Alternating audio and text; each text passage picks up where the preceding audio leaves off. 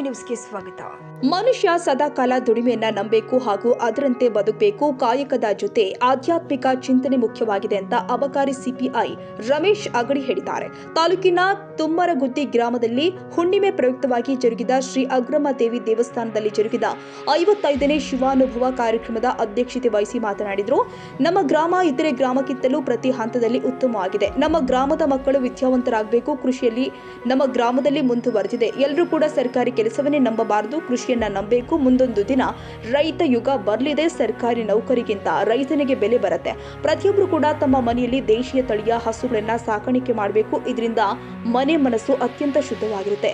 ಇಲ್ಲಿ ಯಾವುದು ನಮ್ಮ ಆಸ್ತಿಯಲ್ಲ, ಅದು ಈ ದೇಶದ ಆಸ್ತಿಯಾಗಿದೆ. ಶಿಕ್ಷಣದ ಜೊತೆ ಸಂಸ್ಕಾರ, ಮಾನವೀಯ ಮೌಲ್ಯವನ್ನ ಬೆಳೆಸಬೇಕು. ಉಪನ್ಯಾಸ ನೀಡಿ ಮಾತನಾಡಿದ ಪತ್ರಕರ್ತ ಈರಣ್ಣ ತೋಟದ ಮಾನವೀಯ ಗುಣವನ್ನ ಮನುಷ್ಯ ಬೆಳೆಸಿಕೊಳ್ಬೇಕು. ದ್ವೇಷ, ಅಸೂಹೆಗಳಿಂದ ಏನನ್ನೂ ಸಾಧಿಸಲು ಸಾಧ್ಯವಿಲ್ಲ. ನಗರ ಪ್ರದೇಶಕ್ಕಿಂತ ಗ್ರಾಮೀಣ ಪ್ರದೇಶದಲ್ಲಿ ಜನ ಒಬ್ಬರಿಗೊಬ್ಬರು ಸಹಾಯ ಸಹಕಾರ ಕೊಡುವುದನ್ನು ನೋಡ್ತಾ ಇದ್ದೇವೆ. ಅದರಂತೆ ಇನ್ನು ಹೆಚ್ಚಿನದಾಗಿ ಮಾನವೀಯ ಗುಣವನ್ನ ಬೆಳೆಸಿಕೊಳ್ಬೇಕು. ಗ್ರಾಮೀಣ ಪ್ರದೇಶದಲ್ಲಿ ಅಕ್ರಮ ಮದ್ಯ ಮಾರಾಟ ನಿಲ್ಲಬೇಕು. ಇದಕ್ಕೆ ಮಹಿಳೆಯರು ಮುಂದಾಗಬೇಕು. ಸ್ಥಳೀಯ ಗ್ರಾಮ ಪಂಚಾಯಿತಿ ಮೂಲಕ ನಿಮ್ಮ ಹಕ್ಕನ್ನ ಕೇಳಬೇಕು. ಅದಕ್ಕೆ ಬೇಕಾದ ಮುಂದಿನ ಕ್ರಮಕ್ಕೆ ನಾವು ಸಿದ್ಧರಿದ್ದೀವಿ. ಪ್ರಶ್ನೆ ಮಾಡುವುದನ್ನ ರೂಢಿಸಿಕೊಳ್ಳಬೇಕು ಎಂದಿದ್ದಾರೆ. ಆಧ್ಯಾತ್ಮಿಕ ಚಿಂತನೆ ಇದ್ದಾಗ ಮಾತ್ರ ಆ ಮನುಷ್ಯನ ಜೀವನ ಸಾರ್ಥಕ ಅಂತ.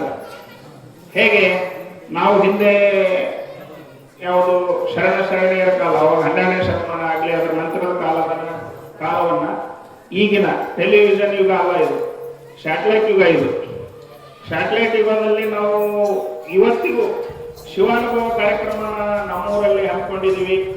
ನಾನು ಆ್ಯಕ್ಚುಲಿ ಶಿವಾನುಭವ ಕಾರ್ಯಕ್ರಮ ಇದೆ, ತಾವು ಇದಕ್ಕೊಂದು ಭಾಗ ಆಗಬೇಕು ಅಂತೇಳಿ ಹಿರಿಯರು ಹೇಳಿದಾಗ ನಾನು ವಿಚಾರ ಮಾಡಿದೆ, ಇಲ್ಲಿ ಶಿವಾನುಭವ ಕಾರ್ಯಕ್ರಮ ಎಲ್ಲಿ ನಡೆಸ್ತಾರೆ, ಏನೇನಿದೆ. ಪಕ್ಕದಲ್ಲಿ ದಮ್ಮೂರು ಗ್ರಾಮದಲ್ಲಿ ಹಲವಾರು ವರ್ಷಗಳಿಂದ ನಡೆಸ್ಕೊಂಡು ಬಂದಿದ್ದಾರೆ. ಹಾಗೆ ನಮ್ಮೂರಿನ ಗ್ರಾಮದ ಈ ಶಿವಾನುಭವ ಕಾರ್ಯಕ್ರಮ 55ನೇ ಕಾರ್ಯಕ್ರಮ. 5 ವರ್ಷದಿಂದ 55ನೇ ಕಾರ್ಯಕ್ರಮ ಅಂದರೆ ಅದೇನೋ ಸಣ್ಣ ಜರ್ನಿ ಅಲ್ಲ ಇದು. ಹಾಗಾಗಿ ನಾವೆಲ್ಲ ಮಾತೆಯರಲ್ಲಿ ಗುರುಹಿರಿಯರಲ್ಲಿ ಕೇಳೋದಿಷ್ಟೇ. ಆ್ಯಕ್ಚುಲಿ ಏನಾಗುತ್ತೆ, ಒಂದು ಮನೆ ಬೆಳಿಬೇಕಂದ್ರೆ ನಾವು ನಮ್ಮ ಕುಟುಂಬ ಬೆಳೆದಾಗ ಅದು ಕೊಡುಗೆ ಆಗುತ್ತೆ. ಒಂದು ಗ್ರಾಮಕ್ಕಾಗುತ್ತೆ, ನಂತರ ಅದು ದೇಶಕ್ಕಾಗುತ್ತೆ. ಹಾಗಾಗಿ ಮೊದಲು ನಾವೇನಾಗುತ್ತೆ, ಶಿಕ್ಷಣ ಅನ್ನೋದೈತಲ್ಲ, ಅದು ದೊಡ್ಡ ವೆಪನ್. ಅದು ಇವತ್ತಿನ ಕಾಲದಲ್ಲಿ. ಹಿಂದೆ ನಮ್ಮನ್ನೆಲ್ಲ ಸಮಾನತೆಯನ್ನು ಸಾರಿದಂಥ ಹಿಂದೆ ಅಂಬೇಡ್ಕರ್ ಸಾಹೇಬರು, ಯಾರೋ ಬಸವಣ್ಣವರು ಸಾರಿದ್ರು.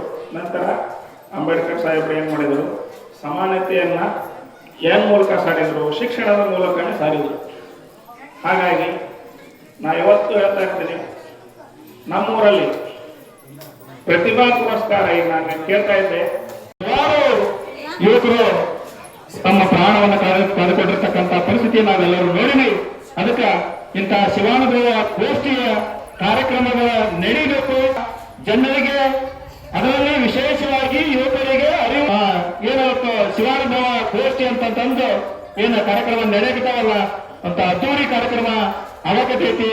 ಇಂಥ ಕಾರ್ಯಕ್ರಮಗಳಿಗೆ ಎಲ್ಲರೂ. ಈ ಸಂದರ್ಭದಲ್ಲಿ ಶರಣಮ್ಮ ಅಂಗಡಿ, ರಾಜಶೇಖರ್ ಹಿರೇಮಠ, ಕಳಕನಗೌಡ ಪಾಟೀಲ್, ರುದ್ರಯ್ಯ ಹಿರೇಮಠ್, ಶರಣಪ್ಪ ದಾನಕ್ರು, ರವಿ ಚಲ್ವಾದಿ, ಶಿವು ಮಾಗೇರಿ, ಕರಿಸಿದ್ದಪ್ಪ, ಮಂಜುನಾಥ್ ಹಳ್ಳದ, ದುರ್ಗಪ್ಪ, ನಡುಲಮನಿ ಗ್ರಾಮದ ಮಹಿಳೆಯರ ಗುರು ಹಿರಿಯರು ಭಾಗವಹಿಸಿದ್ರು. ಕನ್ನಡಿಗರ ಮೆಚ್ಚಿನ ನಿಮ್ಮ ಎಜೆ 24/7 ನ್ಯೂಸ್ ಕನ್ನಡ ವಾಹಿನಿ ಇದೀಗ ಟಿವಿಯಲ್ಲಿ ಲಭ್ಯ. ವೇಳೆ ನೋಟಿಸ್ ಕೊಟ್ಟಿದ್ರೆ ವಾಪಸ್ ತಗೋತೀವಿ. ಇವತ್ತು ವಕ್ಫ್ ಪ್ರಾಪರ್ಟಿ ಅಂತೇಳಿ ಬರ್ತದೆ ಅಂತ ಹೇಳಿದ್ರೆ ರೈತರು ಬೀದಿಗೆ ಬಂದ್ರೆ ಏನ್ ಮಾಡ್ಬೇಕಾಗತ್ತೆ? ಯಾರು ವೋಟ್ ಹಾಕಿಲ್ಲ ಅಂದ್ರೆ ಗ್ಯಾರಂಟಿನೆಲ್ಲ ಸ್ಟಾಪ್ ಮಾಡ್ಬಿಡ್ತೀವಿ.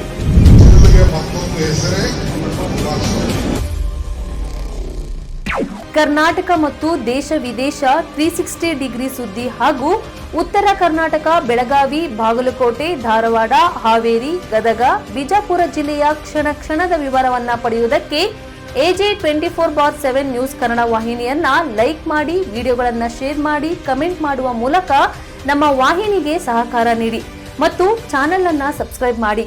ಧನ್ಯವಾದಗಳು.